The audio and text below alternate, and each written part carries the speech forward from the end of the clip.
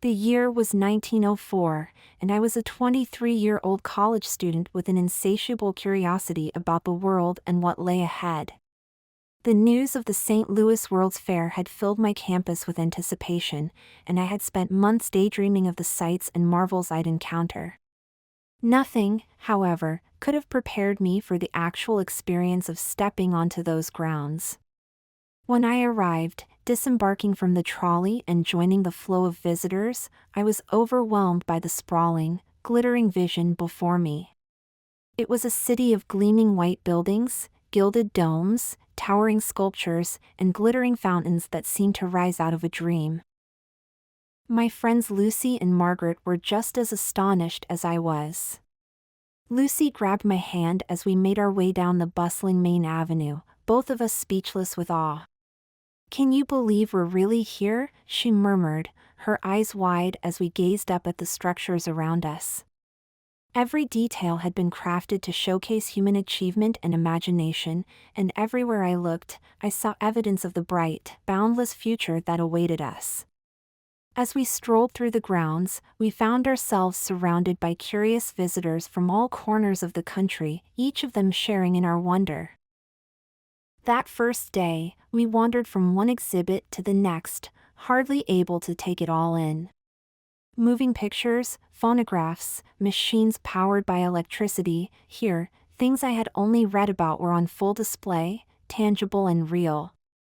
Each exhibit seemed like a promise, a glimpse into the new century and all it would bring. For the first time, I felt the thrill of possibility so strong it was almost overwhelming. The future felt limitless, filled with innovations that would make our lives brighter, easier, and infinitely more exciting. As dazzling as the fair was, the one thing that captivated me above all was the promise of human flight. Since childhood, I had harbored a fascination with the idea of soaring above the clouds, and now, as I explored the exhibits dedicated to aeronautics, I felt a thrill unlike any I'd ever known.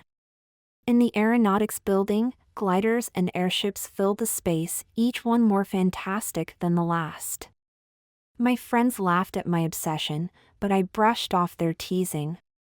One day, I told them, people will travel from one end of the earth to the other by air, as casually as we take the trolley across town.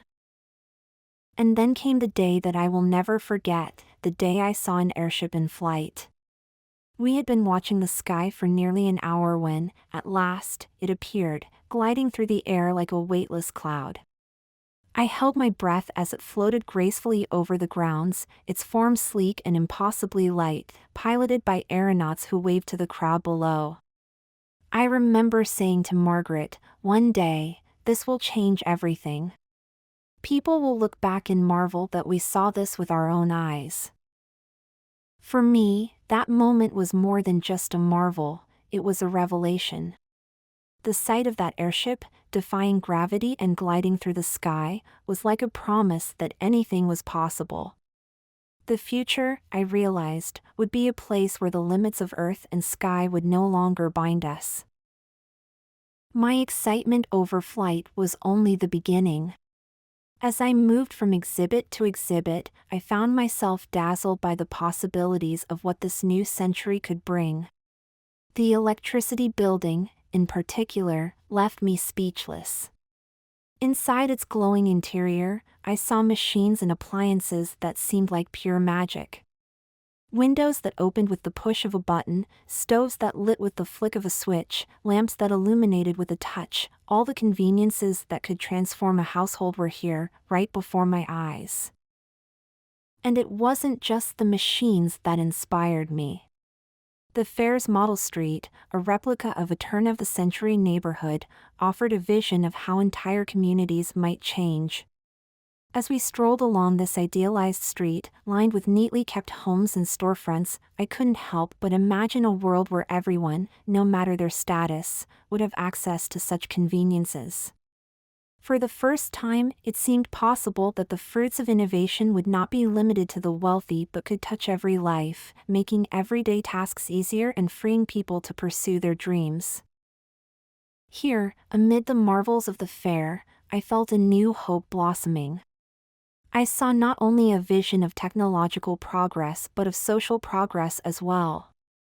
This fair was a glimpse of a future that would belong to all of us, a world where advancements in science and technology would be used to improve the lives of everyone. One afternoon, as we made our way through the fair's bustling midway, Margaret suddenly stopped short, her eyes wide with excitement. "Carrie, look, it's him. It's Thomas Edison," she whispered. I looked up, and there, only a few feet away, stood the legendary inventor himself. Before I knew it, Margaret had taken my hand and led us straight to him. Shy as I was, I found myself face to face with one of the great minds of our time. Mr. Edison was gracious and seemed genuinely pleased to meet two young women who admired his work. He showed us his kinetoscope movie camera, explaining how it worked and even letting me peer through the viewfinder. "Motion pictures will transform the world of entertainment," he told us with a twinkle in his eye.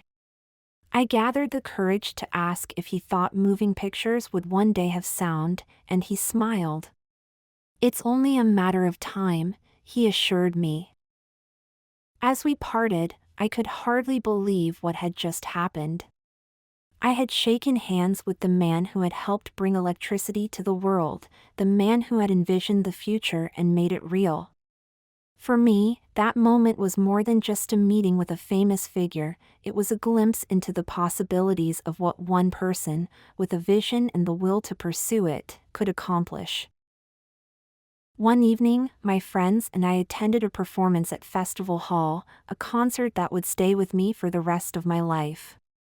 As the orchestra began to play, I felt a wave of emotion sweep over me. The music soared through the hall, carrying me away on a journey of sound and feeling, lifting me into a realm where all things seemed possible. As I sat there, enraptured by the music, I found myself imagining the world of the future, a world filled with beauty and art that would be accessible to all. When the final note faded and the audience rose in a thunderous ovation, I joined in, cheering and clapping with all my heart. In that moment, I felt certain that the new century would be one of boundless creativity, where the marvels of technology would go hand in hand with the arts. The fair wasn't just about machines and inventions, it was also a celebration of human curiosity and the spirit of discovery. One of my favorite parts of the fair was the anthropological displays, where artifacts and stories from distant lands were brought to life. One day, I attended a lecture by Captain Robert Falcon Scott, who spoke of his recent expedition to Antarctica. I listened, spellbound, as he described the challenges and wonders of exploring one of the most remote places on Earth. Afterward, I walked through the exhibits of other cultures, marveling at artifacts and learning about customs from places I had only read about in books. In the Native American settlements, I listened to elders tell stories of their people's history, and watched as they performed traditional dances, each movement a testament to a legacy passed down through generations. Seeing these different cultures opened my eyes to the vastness of our world and deepened my longing to see it all for myself. As the fair's closing day approached, I felt a bittersweet sadness in my heart. This magical summer, filled with wonders and revelations, was coming to an end. Yet even as I walked through the fairgrounds one last time, I knew that what I had seen here would stay with me forever. The fair had shown me a vision of the future, a future where machines and inventions would make our lives richer and more fulfilling, where the spirit of exploration would carry us to every corner of the globe, and where the bonds between people of all cultures would grow ever stronger.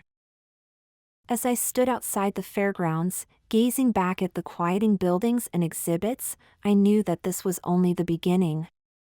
The inventions I had seen, the ideas I had encountered, were harbingers of a new era, one that would transform the lives of millions. The future was no longer a distant dream, it was here, and it was ours to shape. With a last, lingering look, I turned to go, my heart brimming with hope and excitement.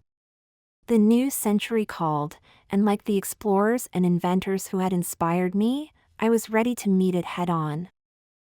As the years have passed, I often think back to that enchanted summer of 1904 when the future felt so close I could reach out and touch it.